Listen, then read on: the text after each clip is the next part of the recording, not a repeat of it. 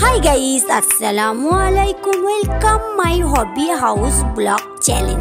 আমি জ্যোতি আজকে আরো একটা নতুন ভিডিও নিয়ে তোমাদের কাছে চলে এসেছি। আশা করি এই ভিডিওটা দেখতে খুব ভালো লাগবে। ভিডিওটা পুরো দেখার জন্য অনুরোধ রইল। আজকের ভিডিওটা শুরু করছি বিকেল বেলা থেকে। এখন ওই বিকেল 5টার মতো বাজে। আমি এখানে চা করে নিচ্ছি। তোমরা তো অনেকেই জানো আমার একটু চায়ের নেশা আছে। 5টা বাজলে হাজবেন্ড দোকানে যাবে, হাজবেন্ডের জন্য চা তৈরি করতে করতে নিজেও একটু চা খেয়ে নিই। তো এখানে চাটা বসিয়ে দিয়েছি। চার পানিটা যখন ফুটে গেছে একটু চার পাতা আর একটু চিনি দিয়ে চাটা করে নিলাম। আর এদিকে চলো একটু চাটা নিয়েও নেব, আমি একটু চা খেয়ে নেব। আমি চা করি সঙ্গে সঙ্গেই, সকালেই হোক আর বিকেলবেলায় হোক, আমি আগে নিজে চা খেয়ে নিই। তো এখানে চাটা নিয়ে নিয়েছি আর ওই 2-3টের মতো বিস্কুট নেব। তো এত বিস্কুট হয়তো খাবো না, তবুও নিয়ে রাখলাম, যতটা পারবো খেয়ে নেব। চলো চাটা এবারে আমি খেয়ে নিই।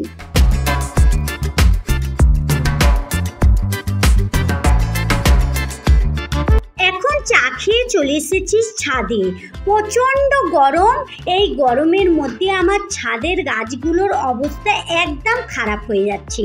আর এখানে ড্রাগন গাছের কিছু ফুলও এসেছে। আর দেখো এই ড্রাগন গাছের ডালে একটু একটু করে কচি ডালও গজাচ্ছে। তো এখন ফুল আসার সময়, তাই আমি এই ছোট ডালগুলো রাখবো না, ছোট ডালগুলো আমি কেটে ফেলে দিচ্ছি। তো তোমরা দেখো, তোমাদের যদি ড্রাগন গাছ থাকে এরকম ছোট ছোট অনেক ডাল এখন বের হবে, ওই ডালগুলো রাখবে না যদি তোমরা ফল পেতে চাও। তো আমি এখানে ফল ফুল নেব বলে এই প্রত্যেকটা ডাল থেকে ছোট ছোট ডালগুলো কেটে ফেলে দিচ্ছি। আর আমার এখন আপাতত দুটো গাছে দুটো কুড়িও এসে গেছে। দেখো এখানে একটা কুড়ি ফুটেছে আর এদিকেও একটা কুড়ি ফুটেছে। তো তোমাদের দেখিয়ে দিচ্ছি। আর ড্রাগন গাছের ফুল বা কুড়ি আসার সঙ্গে সঙ্গে পিঁপড়েরা কোথা থেকে খবর পেয়ে চলেও আসি। তো দেখো এখানে দুটোই ফুলে পিঁপড়ে ভর্তি হয়ে গেছে। তো যাই হোক, জানি না কটা ফুল পাবো কি না। তো আমার ছাদ বাগানের গাছের অবস্থা কিন্তু অনেকটাই খারাপ। তো কিছুটা চেষ্টা করছে যতটা পারি ভালো রাখার, কিন্তু ওই 3তলার উপরের ছাদ বাগান কতটা ভালো থাকবে তোমরা নিজেরাই বুঝতে পারছো। তো প্রচণ্ড গরম, থাকতেও পারছি না। এখন চলে যাব নিচে। চলে এসেছে নিচে। এখন বাজে ওই সন্ধ্যে 7টার মতো বাজে। এখন এখানে আমি কিছু ওই ধনে পাতা, শসা, কাঁচা লঙ্কা, টমেটো, লেবু বার করে নিয়েছি। আজকে কিছু একটু স্পেশাল রান্না করব। তো এখানে দেখতে পাচ্ছ বন্ধুরা, আমি এখানে একটা বড় হাঁড়িতে ওই নেহারি বানাচ্ছি। তো নেহারিটা খুব সহজেই বানানো যায়। আমি প্রতি বছরেই এরমভাবে নেহারি বানাই। তো ওই বছরে একবারই বানাই ঈদের জন্য। তো এবারেও বানাচ্ছি। ছেলে খুব পছন্দ করে, হাজবেন্ডের অত পছন্দ না। তো যাই হোক, ছেলে মেয়ে যদি যেটা খেতে পছন্দ করবে সেটা তো রান্না করে দিতেই হবে। এখানে নেহারিটাতে আমি সকালবেলাতে সব রকম মশলা দিয়ে এটাকে একটু ওই ফুটিয়ে নিয়েছিলাম সিদ্ধ হওয়ার জন্য। তো এখানে নেহারিটা আবারও বসিয়ে দিয়েছি। আর ওদিকে কিছু ওই নেহারিটা একটু যে বাঁকার দোয়া বলে না, আমি ওটাই আজকে করব। তো এদিকে একটা কড়াতে একটু তেল গরম করতে দিলাম। আর এতে কিছু ওই উপকরণ দিয়ে দেব। 4টে তেজপাতা দিয়ে দিলাম আর একটু শুকনো লঙ্কা, আর দিয়ে দেব বেশ কিছুটা পেঁয়াজ। পেঁয়াজ কিন্তু আমি নেহারিতে দিইনি, যখন নেহারিটা ওই ফোটাতে দিয়েছিলাম। এখন কিন্তু পেঁয়াজটা খুব ভালো করে লাল লাল করে নেব। করে নিয়েই নেহারিটাতে বাঁকা দেব। নেহারিটা যখন সকালে বসিয়েছিলাম, ওই বাড়িতে থাকা হলুদ গুঁড়ো, লঙ্কা গুঁড়ো, জিরে গুঁড়ো, ধনে গুঁড়ো, স্বাদ মতো নুন আর একটু পেঁপে বাটা, একটু আদা রসুন বাটা দিয়ে এমনি মাখিয়ে ওইটা ফুটিয়ে দিয়েছিলাম। আর এদিকে দেখো, এখন রাত্রিবেলা যখন আমি খাবো তখন কিন্তু ওই পেঁয়াজটা লাল করে আমি নেহারিতে দিয়ে দেব। তো এটা দিলে নেহারিটা খেতে কিন্তু অসাধারণ লাগে। তো যাই হোক, এখানে আমি নেহারিটার উপরে এগুলো দিয়ে দিচ্ছি। দিয়ে আবারও কিছু এতে একটা নেহারির মশলা আছে। নেহারির মশলাটা আমি সকালে দিইনি, এখনই দেব।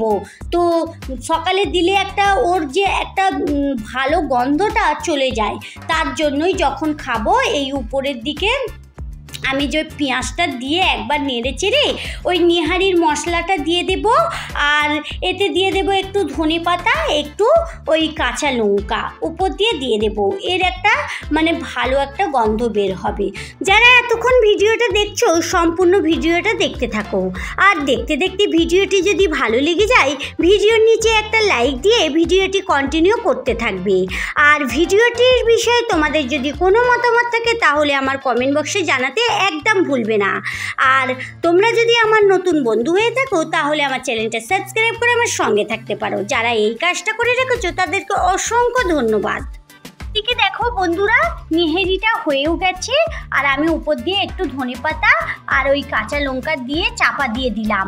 আর এদিকে নিহারিটা খাওয়ার জন্য আমি একটু পরোটাও ভেজে নিচ্ছি, মুচমুচে পরোটাটা আর তোমাদের ডিটেলস দেখানো হলো না।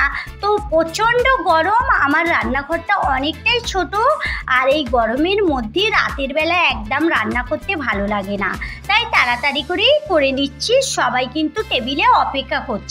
আর এদিকে সালাদটাও করে নিয়েছি, একটু শসা কুচি, পেঁয়াজ কুচি, টমেটো, কাঁচা লঙ্কা, লেবু আর একটু ধনেপাতা দিয়ে দিলাম। দিয়ে চলো এবারে সবাইকে খাবারটা দিয়ে দিই। সবাই কিন্তু অনেকক্ষণ ধরে টেবিলে অপেক্ষা করছি। তো এখানে দেখো, যখন এই নিহারির মানে ঢাকনাটা খুললাম আর এত ভালো গন্ধ বেরিয়েছে, মনে হচ্ছে যেন সবটাই এখন খেয়ে নেব। তো যাই হোক, চলো এবারে দিয়ে দিই ওদেরকে খাবারটা।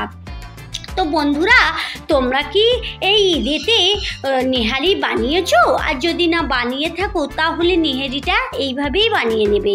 আর তোমরা কিভাবে বানাও আমাকে একটু কমেন্ট বক্সে জানাবে, ঠিক আছে? চলো এবারে এদিকে নেহারিটা আমি সবটাই তুলে দিচ্ছি। আর এই নেহারিটা খেতে কিন্তু দারুণ লাগবে।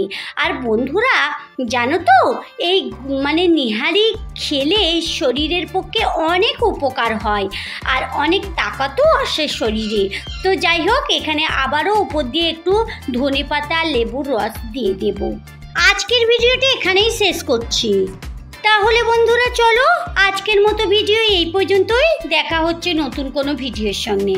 ভালো থেকো, সুস্থ থেকো, সাবধানে থেকো। ভালো লাগলে লাইক কমেন্ট শেয়ার করো।